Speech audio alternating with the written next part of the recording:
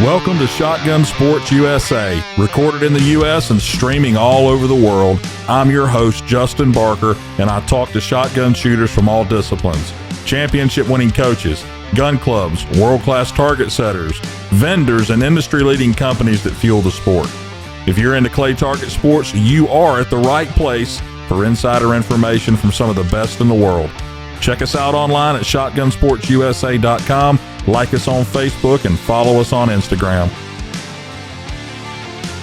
Shotgun Sports USA is powered by Winchester Ammunition, the American legend. Also brought to you by Cole Gunsmithing, Ultimate Shooting Accessories, Rick Hemingway's Promatic Trap Sales, Sound Gear Phantom, Comp and Choke, Clay Shooter Supply, and Clay Target Vision. My guest on the show this week owns Backwoods Quail Club, one of the largest gun clubs in the country. We're going to talk about his philosophy on target setting and the reason Backwoods will always be known for setting championship-style targets. Plus the U.S. Open, the Junior U.S. Open, and the ever-popular Gator Cup, which is headed to Georgetown, South Carolina in 2023. Please welcome to the show, Rick Hemingway.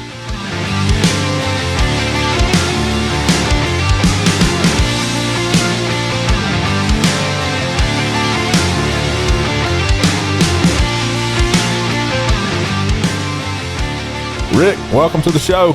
Hey, Justin, how you doing tonight? Good, man. Good to have you on. How's everything been going since the U.S. Open a few weeks ago? It's been continuing to be busy. I'm glad to be home for a few days. We wrapped up the U.S. Open that Sunday night. We had a corporate group that Tuesday of about 60 shooters. We had to try to restore Backwoods back to some type of normal operation on Monday. And they pulled that corporate group off on Tuesday and continued cleanup throughout the week. And I left on Friday and went to Big Red Oak to begin the setup process for Georgia State. So I was there from Friday night until the following Sunday night, at which time we wrapped that event up. And I left from there and went straight to Virginia, due to Virginia State. And I got back home about 10 o'clock this past Sunday night. So I'm wow. Glad to be home for a while and get somewhat of a break. We got Junior U.S. Open coming up next week, so we don't have much of a break, but at least I get to sleep in my own bed for a few days. Yeah. You know, it's the U.S. Open was the first time I'd ever been to Backwoods, and I'll have to say something. I was really impressed. I did not expect it. I've heard it was nice, and I heard you did it right, but until you experience it, you don't really understand. You know what I mean?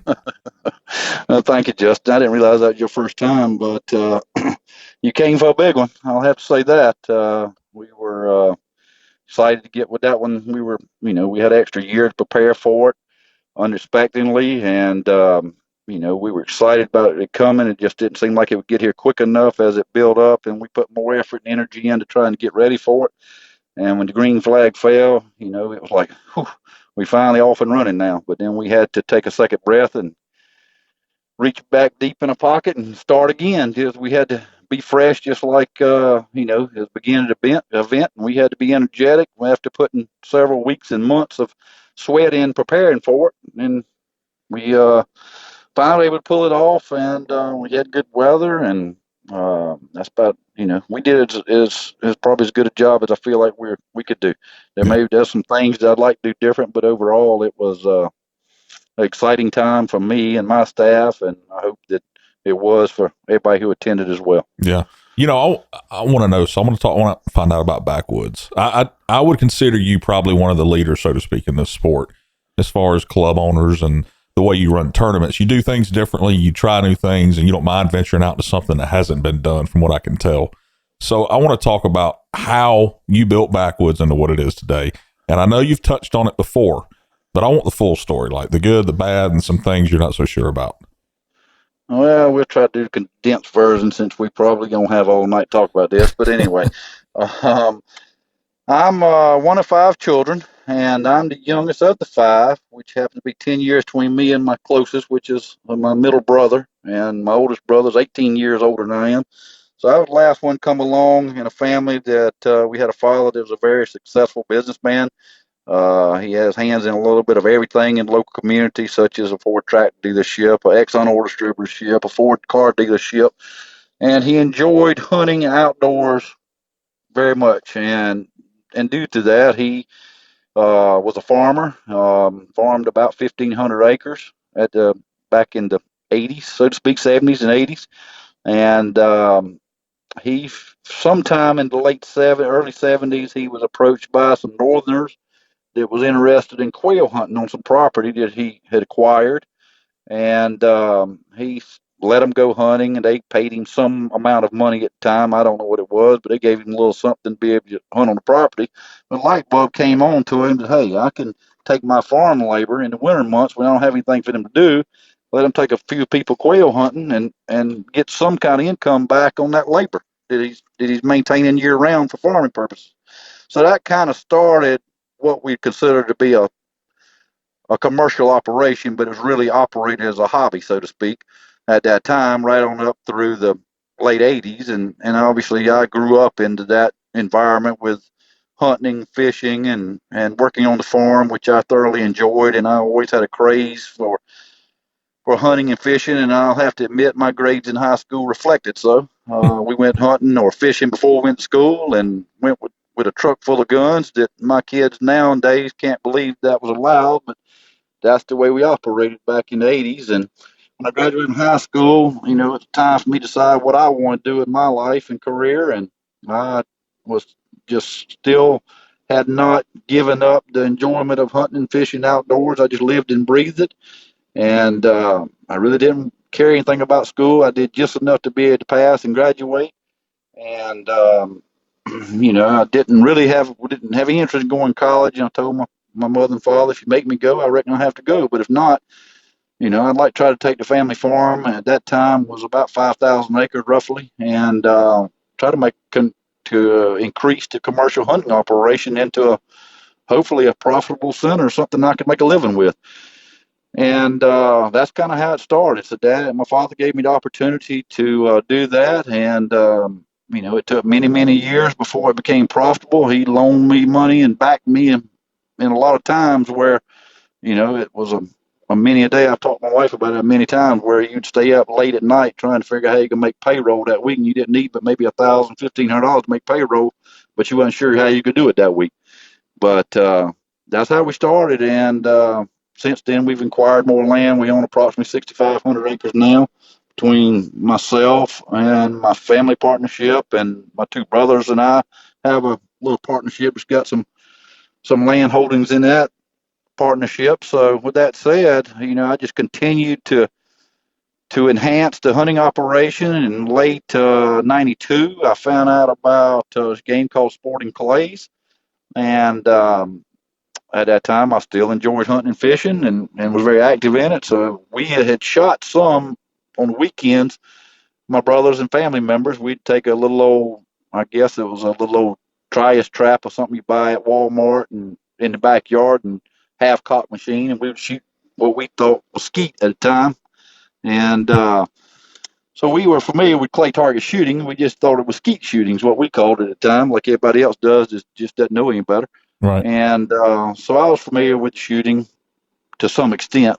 And when I found out about a game of Sporting Clays, I went to the nearest club I could find or heard about, which was Riverbend up in Fingerville, South Carolina, on the very western part of the state, and shot the course with the owner. And it was a 50-round course, 10-station manual course. And if I remember correctly, he shot a 46 and I shot a 44, 45. Only got beat by one bird, but I was hooked and literally could not get home fast enough to build my own or get my own course started or figure out what I could do to get one because I had to have it. And at that time, we didn't have cell phones, we didn't have internet, so the communication of figuring out how to find out where you get trapped from or who you get design a course, all that stuff was easily available.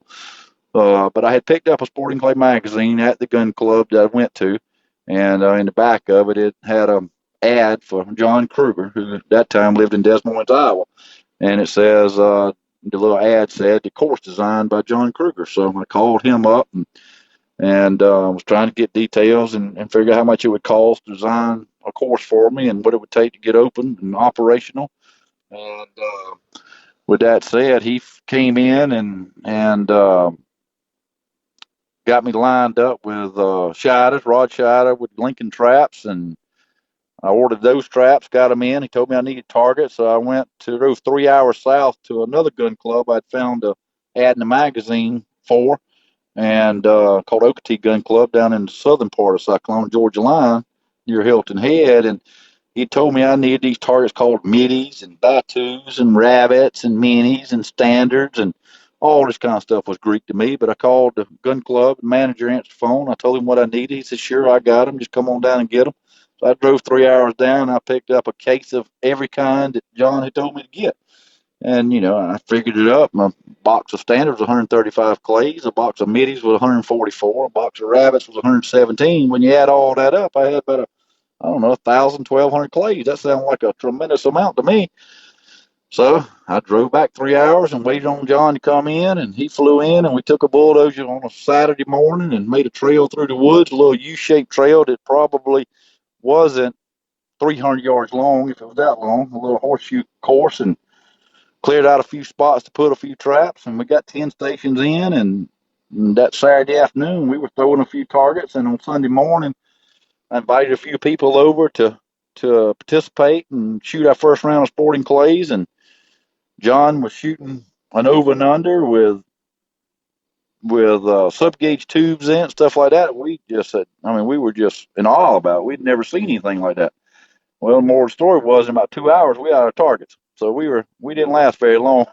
But anyway, it's kind of funny now how it all panned out. But that's kind of how I got started. I put my first course in for $8,500, and is what I was up and running with, and that wouldn't buy a single station on my course today.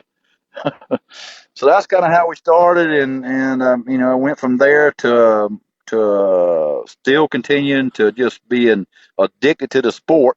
I guess you've heard about people being addicted to gambling or drugs, and I've never been addicted to anything like that, but I guess it's the same mentality I had, because I had every customer came in had heard about this game called Sporting Clays, and they wanted to try it. Well, somebody had to go show them. So every single customer came for months and months after we became open.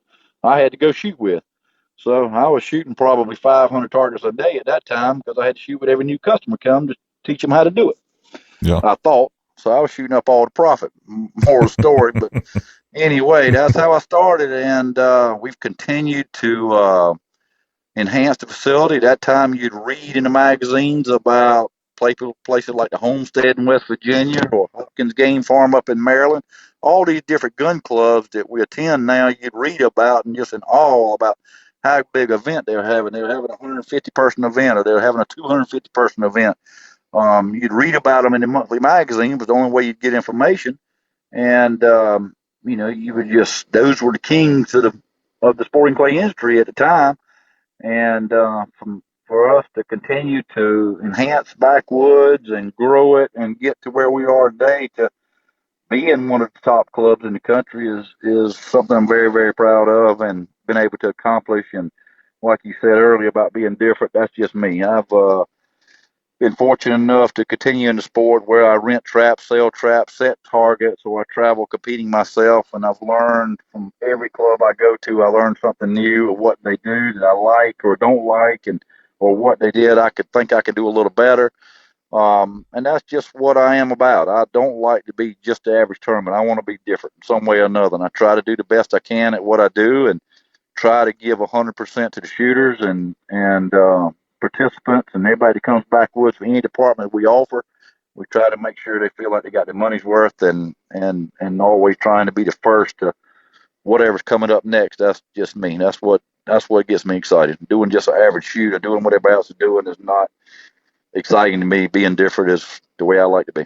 Yeah. Do you think people that do just average shoots, okay, they don't try to be different, do you think they do just the average, or just do whatever they need to do to get by because it costs so much to do? No, I think that some clubs do that. Everybody has a different mentality, and there's nobody right or wrong.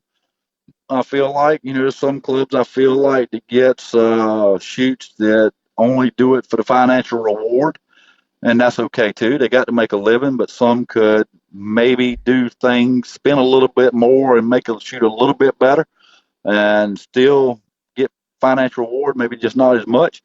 And there's some that do all they have, to either the manpower, the labor to do, or the room to do. Everybody is not fortunate enough to have access to the amount of property that I've been able to accumulate and be able to enhance to be suitable for clay target shooting, so to speak. So I'm very fortunate that I've been able to not only give a great opportunity platform by my father getting me started, but also the way I've been able to financially be able to reinvest and enhance the facilities for what it is. Like 2013, we used most of the same events we used on the ground that was only half the ground that we used for this U.S. Open. So to be able to, within, it was 8 years later, what it was, I had the U.S. Open 13. So I guess, in 22, it's 9 years later, whatever it is, that I had it. I've acquired 340 more acres joining us that where all the fee task and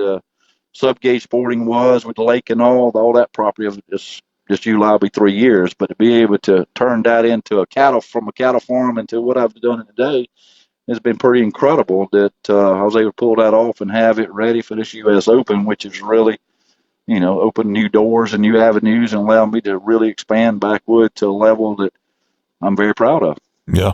How, if you were talking to some other club owners, and you know most of them, but how important do you feel it is when hosting huge tournaments like that to make sure everything is perfect or near perfect as it can get? I think that I think it's like, again, everybody may or may not can do what Rick does, and Rick's not perfect by any means, and I never claimed to be.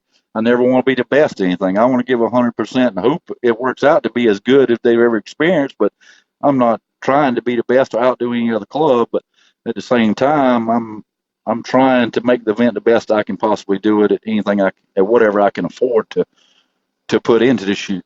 But other range owners, I really feel like there's a lot of detail that really means a lot to the clientele or the shooters that we have, such as adequate water on the courses or adequate grass being cut, being groomed, stuff that doesn't take a lot of expense, keeping trash picked up. Little things like that really means a lot. It shows you care and you're trying to provide as much as you can for the shooters. And everybody understands, the shooters understand that there's certain clubs can't provide the labor force that Backwoods is able to provide or the room that Backwoods is able to provide. They also understand that inclement weather comes in that some clubs just not going to be able to handle it.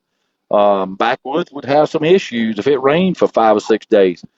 We have a backup plan because we have enough room to move to other areas that we wouldn't be in the mud every single day with parking. All my courses I'm not worried about because I've done everything I can do to gravel to make sure that those don't get muddy, and we have to deal with that every day. But, parking at Backwoods could be a problem to some extent. We'd have to move to a different location, a parallel park on the blacktop from the highway all the way to my house, which is over a mile long. So I've got backup plans in case those things happen.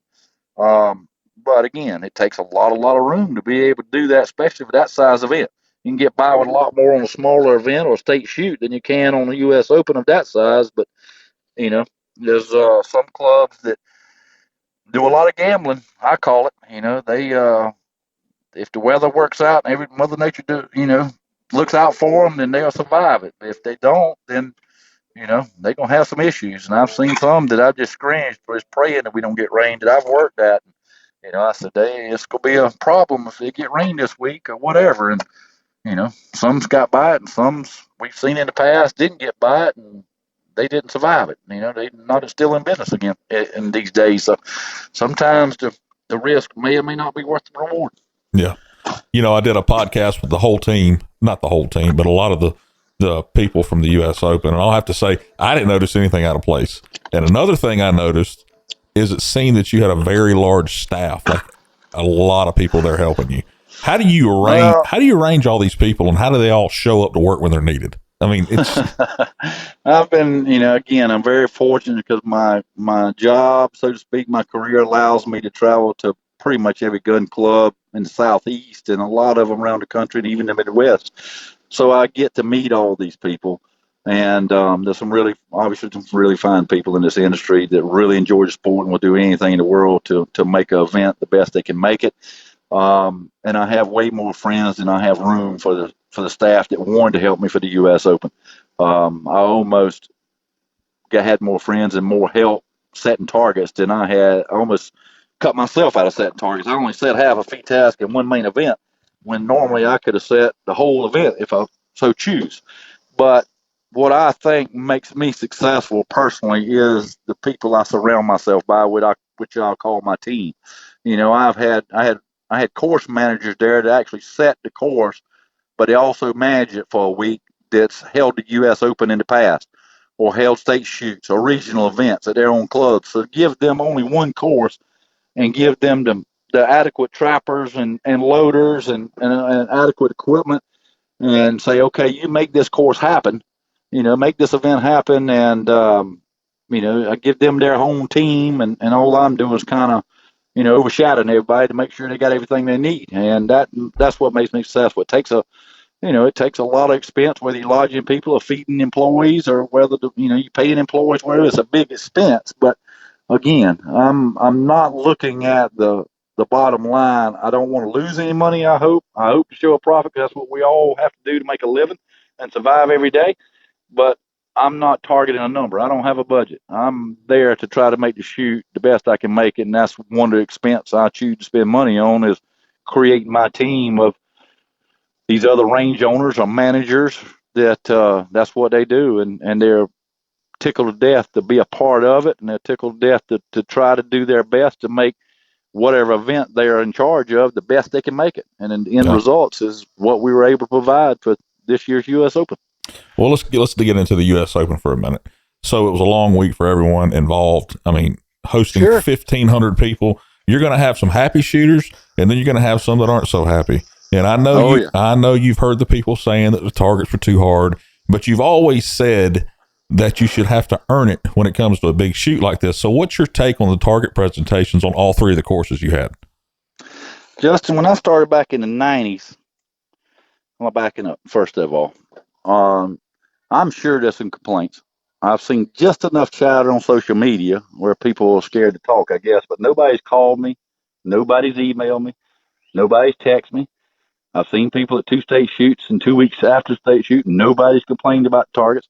But I'm sure, unfortunately, it hurt some feelings, especially in the main event. And I'll acknowledge that and say that I could have done a better job with that. I was not perfect. But with that said, when I started back in the 90s, we shot mostly manual traps. We shoot normally a 10-station course, so we shoot 10 targets each per station, and 10 station to make a total of 100 targets. Well, at that time, I don't know if we threw faster, farther, more difficult, however you want to describe it. I don't know if the targets were that much more difficult, or we were just not that good. I don't know which. But the moral of the story is, it was not uncommon at all to hit 60, 70, 80% per station, which means we were hitting 6, 7, or 8 per station. But when we hit 8 or 9, being 80 or 90% on that station, we were giving high fives to whomever did it. So when that shooter turned around after hitting 8 out of 10 or 9 out of 10, after several shooters that got out there and hit 4 or 5 out of 10, we were clapping, giving high fives, giving them praise. That really made them feel good. When's the last time you seen that happen on a sporting clay course? Yeah, I agree. You don't see it anymore. Right. The whole sport has changed. Or either we got a lot better, whether we got a lot better or whether we throw at easier targets now, as a general rule of thumb, I don't know. But personally, I want to think that we're throwing easier targets. I know I'm setting easier targets than I set 10 years ago. I'm 100% sure of that in most cases. Now there are places that, I'm just maybe old school, and I may be a minority, but I feel like that you've got a charity shoot. You have a very simple course that the top shooters in the country would be expected to run, and will do so, and numbers of them will do so. And then you go to a monthly fun shoot, which is a NSCA registered shoot, and you've got a little more difficult. It doesn't mean that top shooters still can't shoot 100 straight, but it's a little more difficult than would be a charity event. And that's where you would introduce your new shooters, your youth, and that stuff to get their feet wet to NSCA registered competitive shoots, in my opinion. Mm-hmm. And then you would move from that and go to a state shoot. And every state shoot is different. If you go to a Georgia state shoot, you've got a high attended shoot. You've got a high level of very talented field of shooters, which is much different than than you might see and I've never worked it or been there, but say Wyoming or Colorado. I'm not trying to single out any of these states. I know they're smaller states. They don't have a lot of opportunity to shoot ratchet targets, and they're, probably I can look at the scores from the shoots around the country and tell which ones are throwing much easier level of targets for a state shoot than you might would see at maybe a Texas State Championship, which I've never attended either. But I'm pretty familiar with what we do on the East Coast, and I can tell you that North Carolina, South Carolina, Georgia, and typically in Florida, especially in the northern part of Florida, you will see a little more difficult grade of targets at a state shoot than you would see at a monthly registered shoot. And then you, in my opinion, again, that you go to a regional, that's a step above a state shoot. And then you end up going to a U.S. Open, and you should go to at least a U.S. Open caliber or even greater, but probably about the same as U.S. Open for a national championship. But unfortunately, I don't think we'll ever get that level of difficulty at a national championship due to being in San Antonio. And that's okay. But, it's just a pet peeve of mine, and it's just, again, I'm maybe a minority, but I'm doing this shoot on my dime, at my expense, and I'm trying to provide a quality event that the shooters feel like their money was well spent on. And I think a U.S. Open should be a challenging event. I don't want to hear what your score is. I don't really care.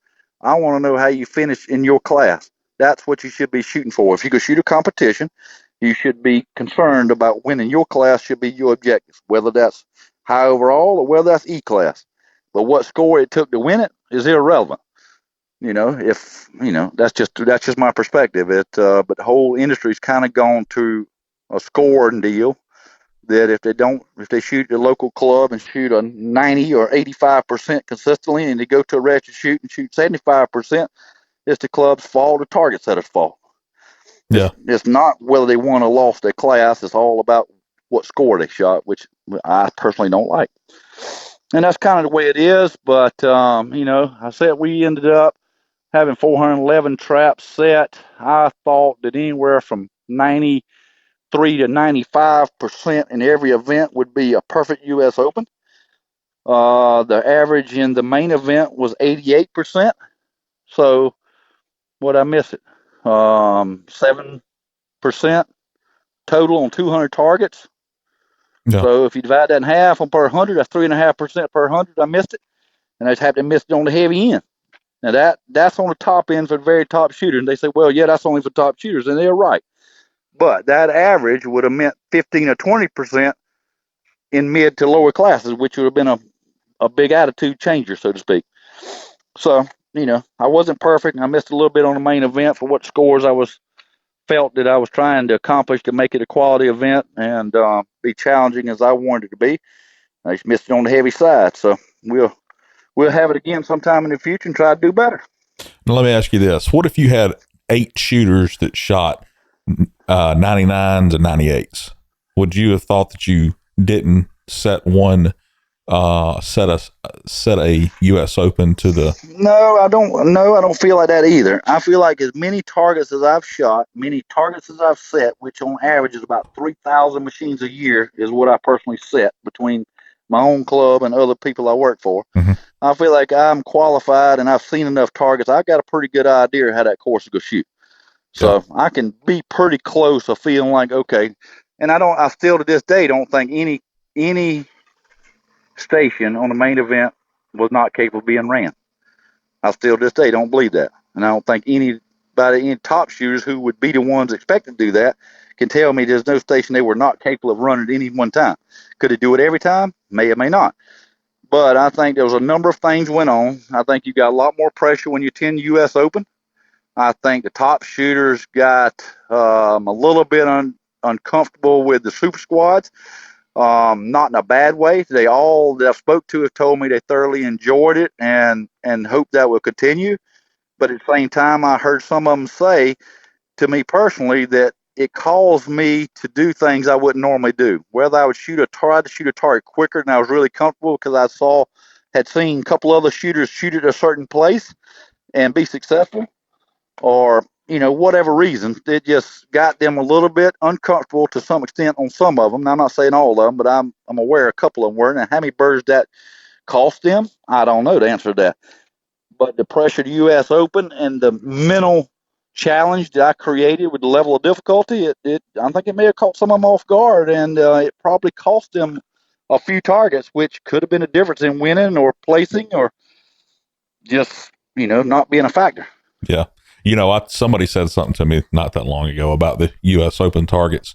And I said, I'm willing to bet someone ran every station at the U.S. Open. Somebody did.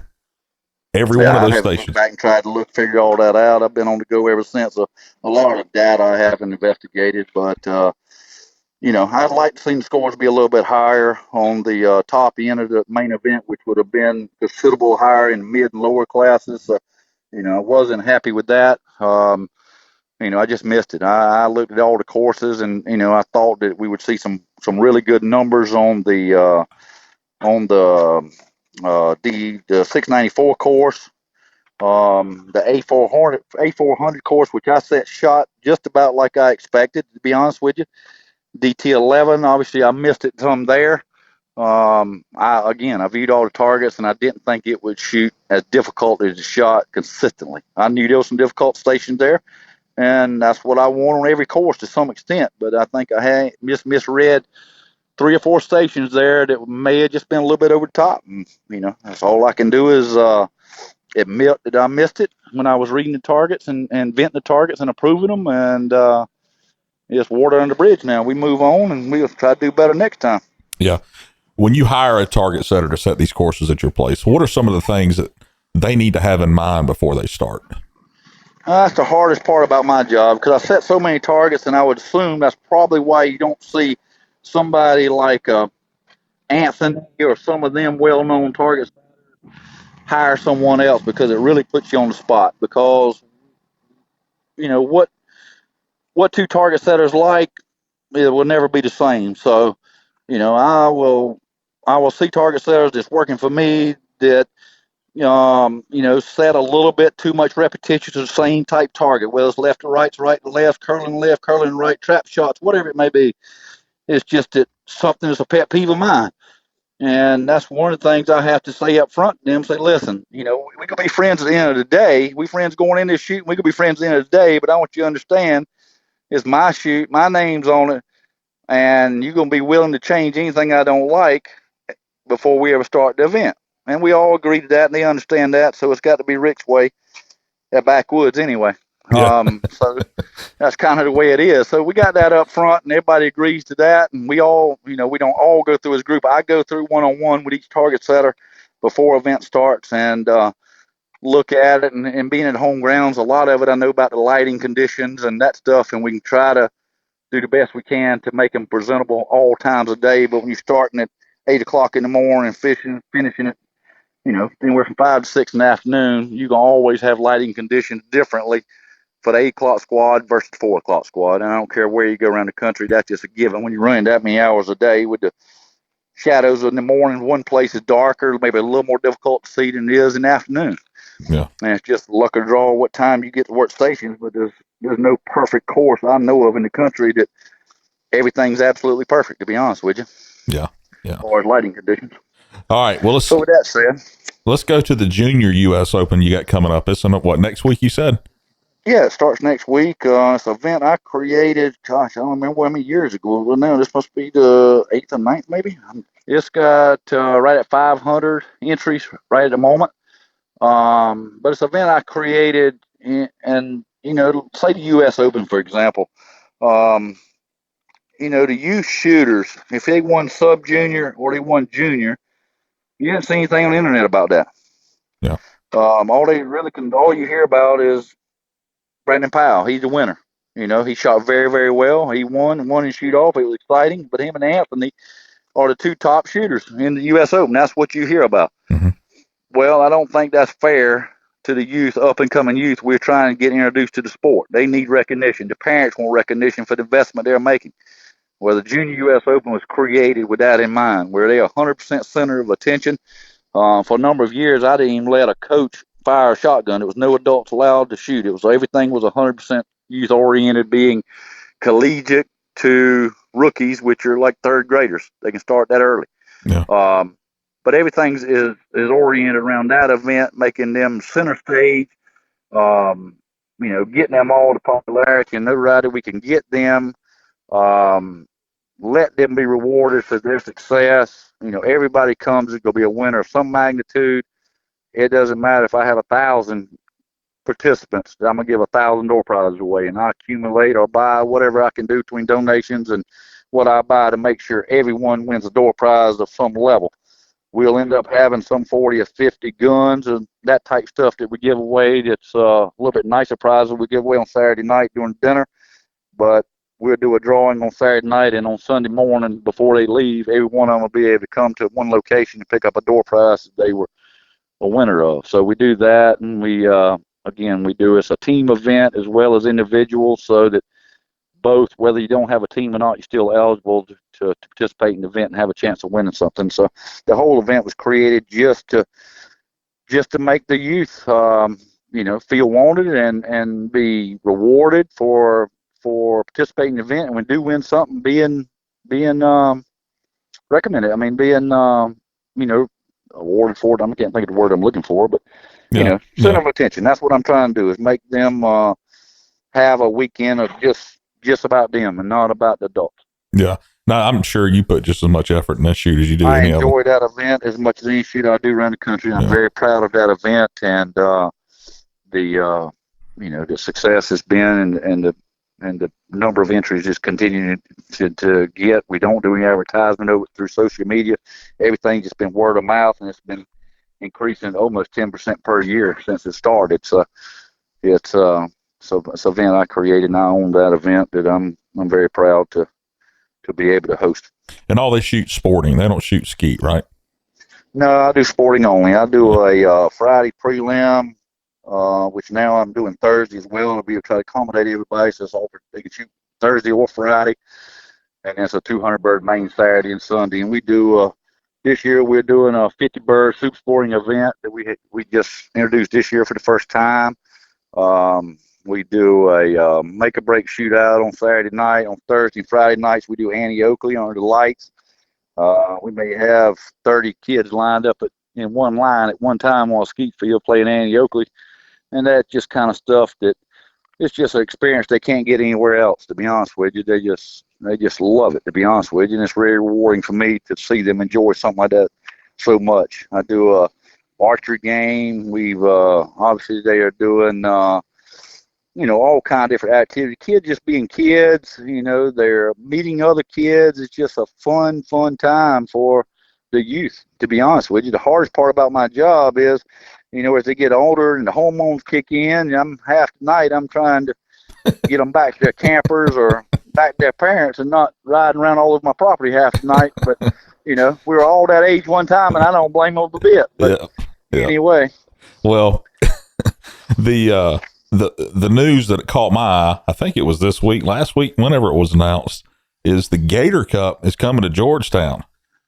Talk about something that's pretty exciting for you. That is exciting. We very thankful that Fred and Maria chose us for the host club for the 2023 Gator Cup. Again, we're very excited for them to move that event to Backwoods. It was a great event, Cherokee Roads, last year. I actually participated in that event, working and setting targets for it. Cherokee Roads is an absolutely gorgeous facility. I just honestly think that Fred and Maria would like to have a little more room, and he called me up a few weeks before the U.S. Open, just out of the blue, and he said, "Rick, I've never been to your place. I'm coming for the U.S. Open, and I'd like to be there for the whole week and help you any way I can." So, Mr. Fred, I think I got everything covered, but it's good to have you in my back pocket if I need you. But I kind of felt like he was coming to scope it out, and, he kind of came at a good time if he wanted to look at it, because I had it probably in the best shape I could ever get it in. So, anyway, for him called me up a week or so ago, and he and I put a deal together, and, it's just something we're excited about. We have going to make a few changes, not a lot, but he's kind of let me do an outside grunt work, so to speak, which I enjoy, setting targets, and they will not be U.S. Open quality targets. They'll be more Gator Cup user-friendly targets for everybody listening. But Michael Luongo will help me in target setting department. We are not going to have sub-gauge fee task. We're going to offer something new that I haven't done in the past. And we're going to do the sub-gauge sporting, which is 20, 28, and 410.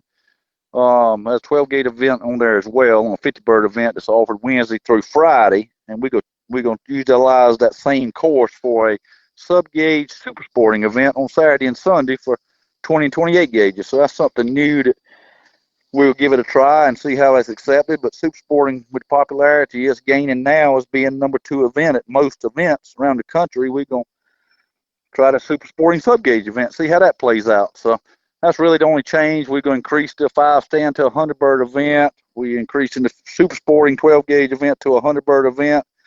We'll start shooting something. FTAS will start on that Tuesday. And then we'll open 5-stand and sub-gauge courses up on Wednesday. Super sporting open on Thursday. We'll do a Thursday prelim. We'll do 2 Friday prelim, just like the Gator Cup has done in the past.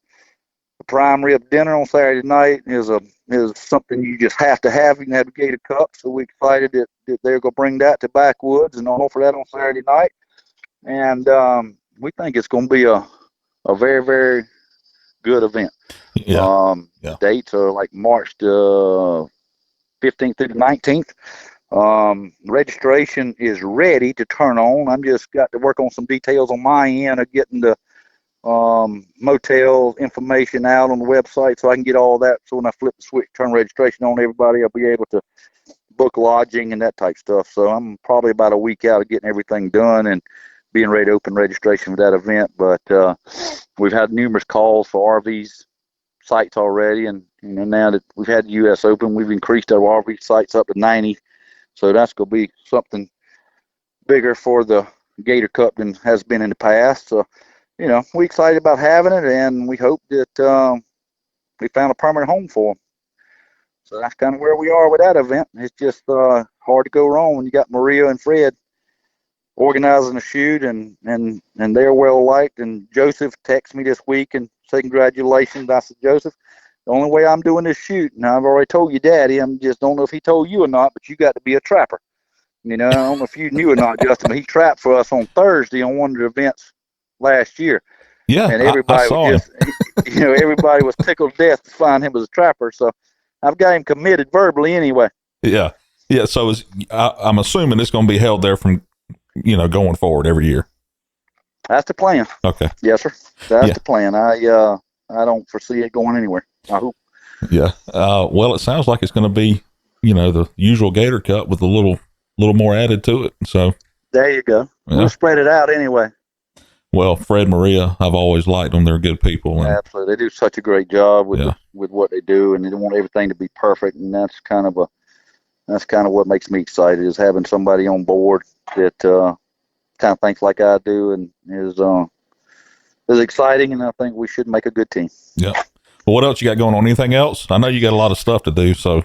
Yeah, I'm home for a couple of weeks for the doing Juniors Open next week, and I got a week downtime, and then I'm off to Washington State to set targets out there, which will be something new for me this year. And then I'm right back home for our little Heat His Own shoot, the 14th, 15th, 16th of July that we do annually, and then I get a little bit of break. I'm back off to Montana to do their state shoot in August. I'll do the turkey shoot at the Meadows in August. So we don't get much downtime, to be honest with you, but it's something I really, really enjoy. It's never feels like work, even though it's many, many long hours and many days in a row. It never really feels like work to me. It's just one big family. I see this every week, just a different location, what it feels like, but it's something I thoroughly enjoy, and I couldn't really ask for a better career, to be honest with you. Now, if anyone wants some traps, I'm sure you have some of those, right?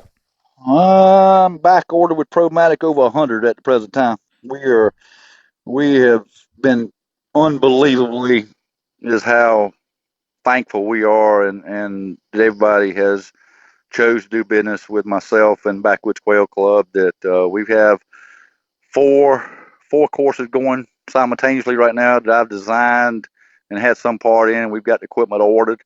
A lot of this stuff is private stuff, but we are just overwhelmed in that department right now, which is we're very, very thankful for. But We do have traps. We keep getting used traps in, new traps pretty much weekly. It's just in today's world, what used to take 2 or 3 days to tell you I can get you something now is sometimes taking as long as 90 days, which is something I don't like, but that's something I'm having to learn to accept in today's world, to be honest with you, because it doesn't matter if I'm buying parts for a tractor or whether I need something for the office, I don't get it in a timely manner like I used to 2 or 3 years ago. And that's Yeah. kind of the way we live today.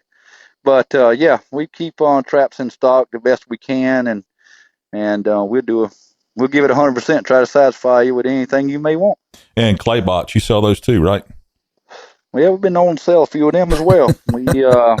We've done very well once we added that line of equipment on to backwoods, and we've been able to make the manufacturer squirm a little bit and figure out how he can produce more and produce them faster, because I don't think he was really set up for what Rick was able to do when I came on board. And we've continued to average selling 4 or 5 of them a month, to be honest with you, which is pretty incredible. But again, it's a very good product, it's a very neat product. It has advantages for whether it's personal use or whether you're an instructor. I think if you're an instructor, it's a necessity to have, to be honest with you. Yeah. But they're pretty neat units, and things they can do and allow you to stay in one place and shoot about any presentation that we're capable of producing on a sporting clay course is pretty unique, and do it all wirelessly is pretty neat units, no doubt about it. But so let me ask you this. Say someone calls Rick and they want to set up a 5 stand at their house. Is that Sure. something you can do for them? Absolutely. Okay. I mean, I didn't know if something we do pretty much every week somewhere in this country. Today I was up in Rock Hill, South Carolina for a customer that wants to do some entertainment for his business, and we're going to put a 5 stand and a 10 station sporting clay course in for him, just for his own personal use to entertain his own clients. And it's just another way for business owners to be able to entertain their customers, other than taking them out for a round of golf or taking them out to the movies or taking them out to dinner. That kind of experience that you create and that bond you create with them while out shooting is something that, pretty remarkable, and success that follows that, the rewards that follow that, the financial benefit that follows that is pretty remarkable from history, as history would have it. But yeah, we do that for those reasons. Or we have youth that doesn't have a public range near them, so the parents want to provide them some type of practice facility at their own home or farm, and we can, whether it's 1 trap, 2 traps, or whatever you can afford to start with, whether it's a 5 stand or sporting clay course, there's no job too small and no job too big that we won't try at least once. That's right. Well, look, I appreciate you coming on. I know you got things to do besides talk to me, so I appreciate your time, and I actually learned a little bit today. I mean, I appreciate it. Thank you, Justin. I appreciate you having me on, and I'm sure we're going to see you somewhere on the road in the near future. Oh yeah, we will. Have a good day. All right. And talk to you soon. Take care.